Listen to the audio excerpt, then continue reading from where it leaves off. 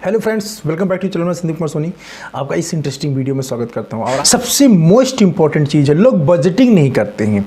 ठीक है, बजटिंग ना करने की वजह से जब हम ये गिव एंड टेक या डील डिस्काउंट का डॉक्टर के साथ करते हैं तो वहाँ पे नहीं कर पाते हैं, वहाँ पे हम लॉस झेल जाते हैं। बजटिंग क्या चीज़ होती है?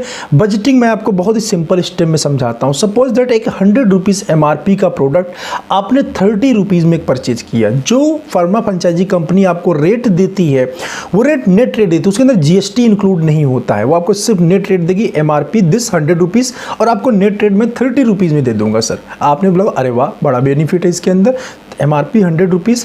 बट जब पार्ट करेंगे ना, उसको केमिस्ट का क्या रेट होगा, GST क्या रेट होगा, PTS क्या रेट होगा, तब आप देखें अरे बड़ा कम मार्जिन है।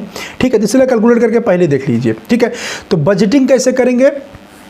बजटिंग करने के लिए सबसे पहले हमें मालूम होना चाहिए मेरा प्रोडक्ट मुझे कितने का पड़ रहा है। सबसे पहला स्टेप है। ठीक है, बजटिंग दो टाइप से होती है, लेकिन पहले हम उस बजटिंग को करने से पहले हम पहले डिवाइड करेंगे कि हमारा प्रोडक्ट हमें कितना पड़ रहा है। वो कैसे कैलकुलेट करेंगे? जो प्राइस लिस्ट कंपनी ने आपको दिया, जिस रेट पे आपको बिल होके प्रोडक्ट आ रहा है, सपोज दैट 100 रुपीज़ MRP का प्रोडक्ट 30 रुपीज़ में आया।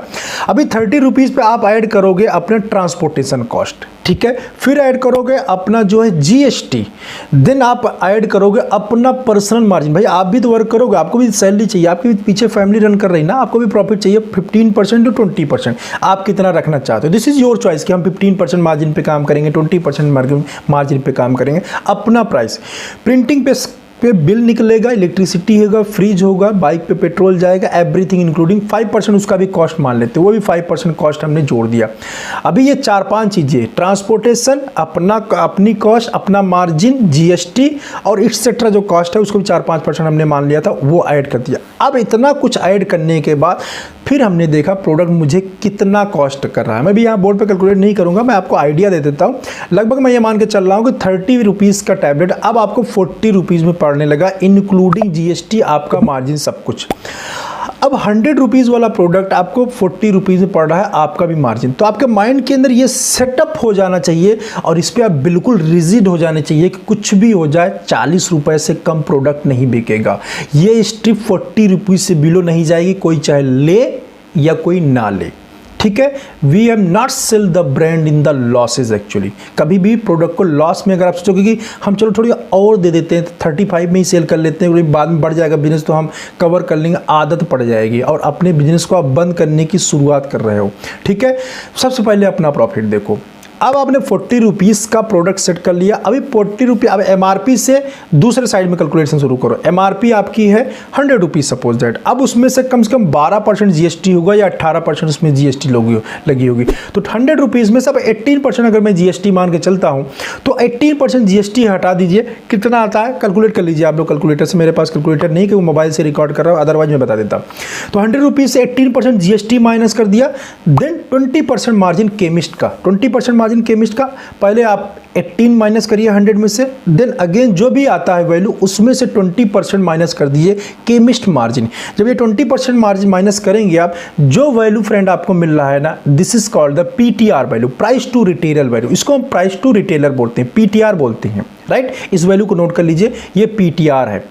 अब इस PTR में से 10% आप और माइनस कर देंगे तो that is called the PTS, price to stockist इसको बोलते हैं। ठीक है, तो PTS आपका निकल जाएगा। अभी आपको MRP पता चल गया, क्योंकि जो फार्मा फ्रेंचाइजी कंपनीज होती हैं वो PTR PTS ये सब नहीं लिख के देती, ये आपको डिसाइड करना होता है। तो इसको कैसे कैलकुलेट करते हैं ये मैंने आपको बता दिया।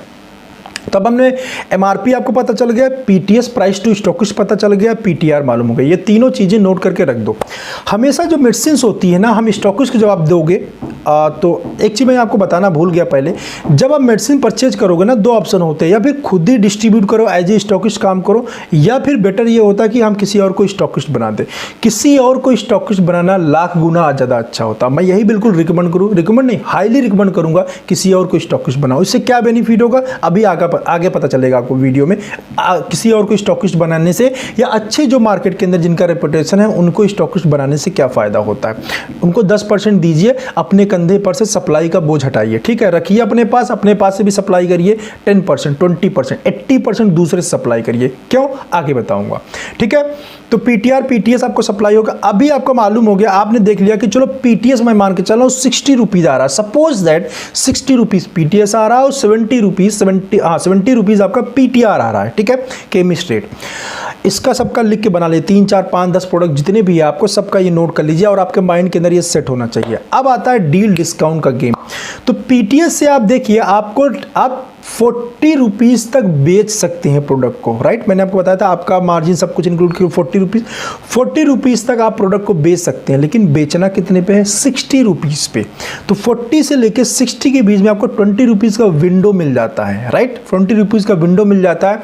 अब ये 20 रुपीज़ आप चाहो तो डॉक्टर को दे दो, केमिस्ट दे दो, जहाँ भी आपको जैसे सेटिंग लगती है वहाँ दो। किसी को 5 में ही सेट हो जाएगा, कहीं 10 में सेट हो जाएगा, कहीं 15 में, कहीं 20 में।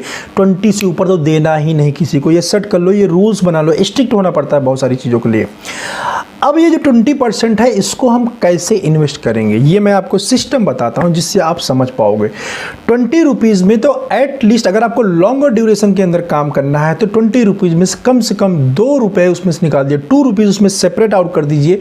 इस 20 रुपीज़ के मार्जिन में से मैं 2 रुपीज़ जो है ये अपनी ब्रांडिंग के ऊपर स्पेंड करूँगा। ब्रांडिंग के ऊपर, ब्रांडिंग कैसे, मैं साइंटिफिक कुछ गेट टुगेदर करा दूंगा, साइंटिफिक कुछ एक्टिविटी डॉक्टर चैम्बर में कर दूंगा, कुछ मैं अपने फ्री कैंपेन करूंगा, फ्री में सैंपल डिस्ट्रीब्यूट कर दूंगा, फ्री में एनवायरनमेंट डे पे प्लांट डिस्ट्रीब्यूट कर दूंगा, चिल्ड्रन डे पे चॉकलेट डिस्ट्रीब्यूट कर। ऐसी एक्टिविटी करना है जिससे आपकी ब्रांडिंग होगी, मतलब आपके डॉक्टर या पेशेंट आपके कंपनी को जानेगा।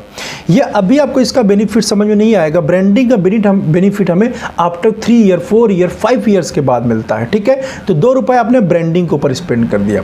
जो बजट है मैंने आपको बताया, स्टार्टिंग बताया 2 टाइप की बजटिंग करनी पड़ती है, एक डायरेक्ट एक इनडायरेक्ट। अभी बजट को हमने 2 पार्ट में डिवाइड कर दिया, direct investment and indirect investment. Suppose that 20 rupees में 10 रुपीज़ में डाल रहा हूँ डायरेक्ट इन्वेस्टमेंट में। अभी डायरेक्ट इन्वेस्टमेंट कैसे होता है, 10 के साथ 2 फ्री दे रहे हैं, 4 फ्री दे रहे हैं, 5 फ्री दे रहे हैं, ठीक है। ये डायरेक्ट इन्वेस्टमेंट है। आप डॉक्टर ने ऑर्डर दिया, केमिस्ट ने ऑर्डर दिया, आपने 10+5 सप्लाई किया, डायरेक्ट इन्वेस्टमेंट है, बीच में कोई मीडिएटर नहीं है, ठीक है। डॉक्टर ने बोला कि यार मैं कहीं जा रहा हूँ, मेरे लिए टैक्सी करवा दो, ठीक है, आपने टैक्सी करवा दी। डॉक्टर बोला मुझे ट्रेन का टिकट चाहिए, ट्रेन का टिकट करा दिया। कैश कार्ड की रिक्वायरमेंट है, कैश कार्ड, डायरेक्ट आपने दे दिया। जितना कॉस्ट आ रहा था उस सर्विस के लिए आपने टोटल वो कॉस्ट दिया, डायरेक्ट इन्वेस्टमेंट, कोई आपको उसमें बेनिफिट नहीं हुआ।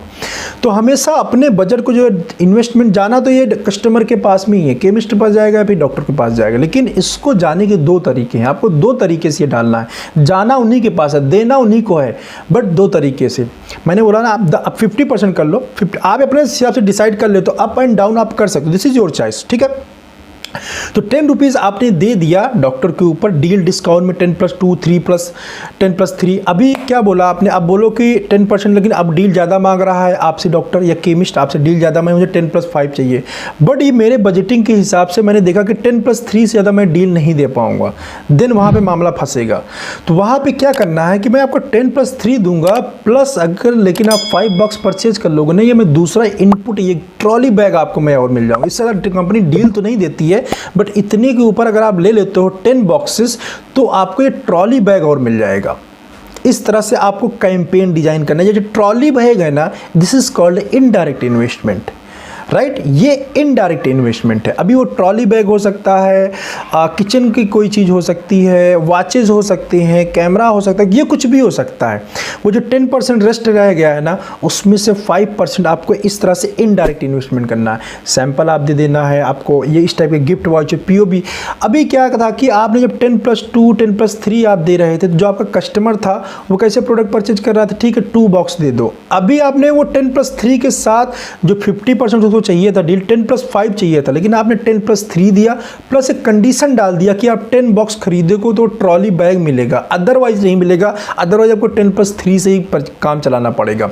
इससे बेनिफिट ये होगा फ्रेंड कि पहली बात आपका कस्टमर जो होगा वो कंज्यूम ज़्यादा करेगा। अभी वो बाउंड हो गया कि उसको चाहिए तो 10%, उसको 50% पूरा चाहिए वैल्यू का फ्री गुड्स, तो उसको वो 10 बॉक्स परचेज करना पड़ेगा। दूसरी कंडीशन में जब आप डायरेक्ट इन्वेस्टमेंट टोटल कर देते हैं तो उस कंडीशन में ओनली आपसे वो 1 बॉक्स 2 बॉक्स 3 बॉक्स ही परचेज कर, पूछेगा बहुत बड़ी बड़ी आपसे, ठीक है कितना कितना, जो एक नेट रेट तक निकाल लेगा आपसे, केमिस्ट हो या डॉक्टर हो। जब ऑर्डर करने की बार ऐसा करो, ऐसा 2 डब्बे भिजवा दो, फिर देखते हैं, राइट। तो बजटिंग करना बहुत ज़्यादा जरूरी है। अब बजटिंग में आपको direct investment and indirect investment में थोड़ा सा बजट निकाल के हम ब्रांडिंग के ऊपर स्पेंड कर देंगे, थोड़ा सा बजट निकाल के सैंपल के ऊपर खर्च कर देंगे, थोड़ा सा बजट निकाल के हम पेन पेंसिल के लिए ले रख लेंगे। डॉक्टर चैम्बर में जाते हैं, जो अटेंडेंट होता है उसको पेन चाहिए, केमिस्ट को पेन चाहिए, पेन के ऊपर स्पेंड कर देंगे। उस कुछ 5% के समथिंग अराउंड या 5 रुपीज़ के समथिंग बड़े इनपुट पे, जो डील देने के बाद इनपुट भी देंगे। अभी डील भी देंगे, इनपुट भी देंगे, राइट। आपने सुना होगा कस्टमर। तो this is called the budgeting. आपको इस तरह से अपना बजट बनाना पड़ेगा कि 40 रुपीज़ से 60 रुपीज़ के जो मुझे बच रहा है पैसा, उसको मैं कैसे स्पेंड करूंगा, ठीक है।